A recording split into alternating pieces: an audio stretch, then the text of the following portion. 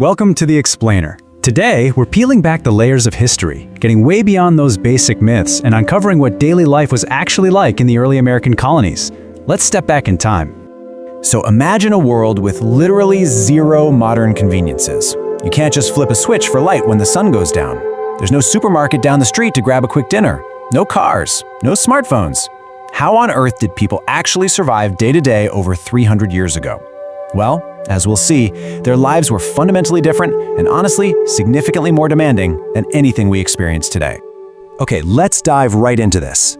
First, we'll look at a typical colonial day. Second, the three distinct colonial regions. Third, schools, homes, and communities. And finally, unequal realities and hardships. Starting with Section 1, a typical colonial day. Surviving without supermarkets. Without our modern power grid, the sun was literally your boss. Colonists woke up well before dawn because daylight was, for sure, their most valuable resource. When it got dark, work basically just had to stop. Your only sources of light and heat were candles and fireplaces. And with very limited medical knowledge back then, even a minor infection could be deadly. Diseases we can easily treat today were incredibly dangerous, which made life expectancies shockingly lower than they are right now. Because most colonial families lived on farms, survival was a massive group project with a really strict division of labor. And there were absolutely no weekends off for kids. Boys were out farming, caring for livestock, and chopping wood. And I mean massive amounts of wood just to keep the house warm, sometimes 30 to 40 cords a winter, all by hand. Meanwhile, girls were inside or near the house, handling the cooking, sewing clothes totally from scratch, and just keeping the whole shebang running. Oh, and here's a wild historical fact. Water was often considered unsafe to drink, so even young children regularly drank watered-down cider or weak beer. It was non-stop, mandatory work for every single member of the family. Getting dinner on the table, yeah, that wasn't just opening a pantry. It was a highly physical, multi-step process. First, you had to either grow your food or hunt it locally. Then came the intense seasonal labor, like harvesting corn and vegetables by hand until your back just ached.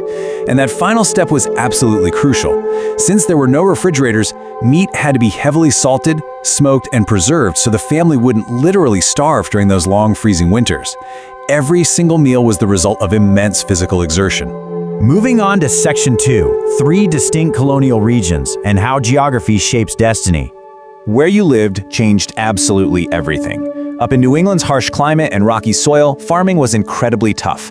So colonists turned to the sea, building thriving industries around fishing and shipbuilding within these tight-knit, deeply religious communities.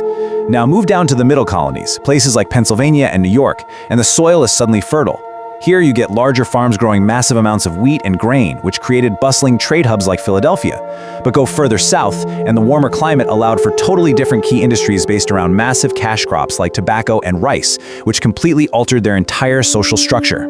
Now, a plantation wasn't just a big farm. It was a massive agricultural estate engineered solely to produce those cash crops for profit. And as historical records clearly show, this entire system was heavily and intrinsically reliant on the forced labor of enslaved Africans. That brutal economic engine shaped Southern colonial society for generations to come. Which brings us to Section 3, schools, homes, and communities, building together. Today we totally take universal education for granted, right? But back then, it was a major luxury.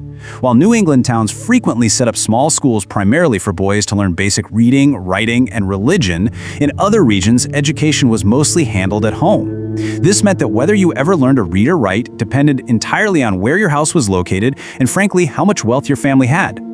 At the absolute heart of community life was the meeting house. In New England, towns were quite literally built around this shared central building. It wasn't just a church for Sunday services. It was the town hall, the main gathering place, and the absolute center of community survival, where local laws were debated and passed. We really prize our independence today, but in the colonies, forced interdependence was how you stayed alive. Keep in mind, most homes were tiny. We're talking maybe 1 or 2 rooms for a family of 8 or 10.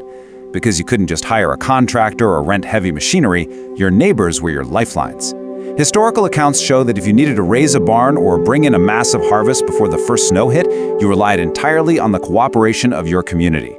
You helped them, and they helped you. Survival was a deeply communal effort. Finally, Section 4, unequal realities and hardships.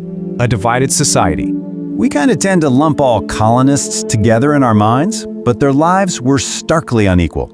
At the very top, wealthy landowners and merchants lived in really comfortable, large homes filled with imported luxury goods like fine china and expensive fabrics. Meanwhile, working-class colonists faced grinding, harsh conditions on a daily basis. Indentured servants were in an even tougher spot, having to sign away years of their freedom and labor in grueling conditions just to pay off the debt of their boat ticket over to America. And at the absolute bottom of the social hierarchy were those who were completely stripped of their agency. As historical research continually confirms, enslaved Africans and their descendants experienced the harshest conditions of all. They were subjected to a system with absolutely no legal freedom, forced into unpaid labor primarily to drive the massive agricultural engines of the southern colonies. It's a harsh, defining reality of the era that simply cannot be overlooked. We also have to acknowledge what was happening outside the borders of these growing colonial towns. As the settlements steadily pushed outward and expanded their territory, the Native American communities living nearby faced severe, irreversible disruption to their traditional ways of life, their hunting grounds, and their ancestral homes. The growth of one society came at a profound cost to another. So, as we wrap up this explainer, it's clear that colonial life wasn't just one simple story. It was this highly complex combination of candlelit mornings, bustling port cities, deep community cooperation, and stark, harsh inequalities. And all of that laid the foundation for the United States.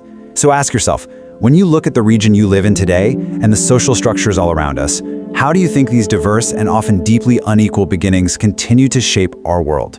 Take a moment to think about that, and make sure to join us for the next explainer where we'll keep unraveling the past.